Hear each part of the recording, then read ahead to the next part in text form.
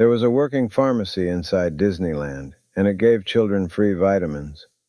When the park opened in July of 1955, Main Street was not all Disney's. Its shops were leased to real American companies. One of them took the corner beside the Crystal Arcade, the Upjohn Company, a drug maker from Michigan, whose chairman, Donald Gilmore, knew Walt personally. What they built in that corner was not a set. Before the park even opened, Upjohn bought a collection of real pharmaceutical antiques, mortars, show globes, hand-blown apothecary jars, many of them from overseas, some of them centuries old. Then they arranged it inside a perfect 1890s drugstore, stained glass above the windows, a pot-bellied stove in the middle of the floor, and a lamp shaped like a mortar and pestle hanging out over Main Street. Behind it was a second room, a bright, modern exhibit of what Upjohn was doing in 1955. You walked in through the past and out through the present and look up.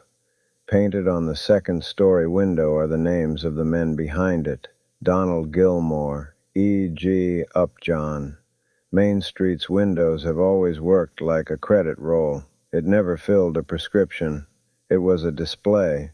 But in the early years, you could walk up to that counter and be handed a tiny glass bottle of vitamins. Free.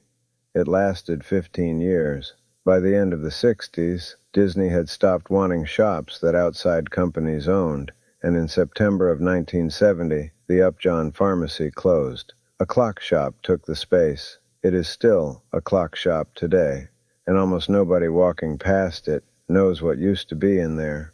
But here's the part that gets me. They did not throw it away. The whole collection went to a museum in Los Angeles and sat there nearly 40 years. Then, in 2007, the University of Arizona took it in. And today, in Tucson, 500 miles from Anaheim, those jars and mortars and show globes are the centerpiece of a pharmacy museum. The room is gone. The pieces are not. You just have to drive a lot further to see them. Have you ever seen a piece of Disneyland outside the park? Tell me where. If you love the history Disney tried to bury, subscribe, and ride along with me, because every great kingdom starts with a single sketch.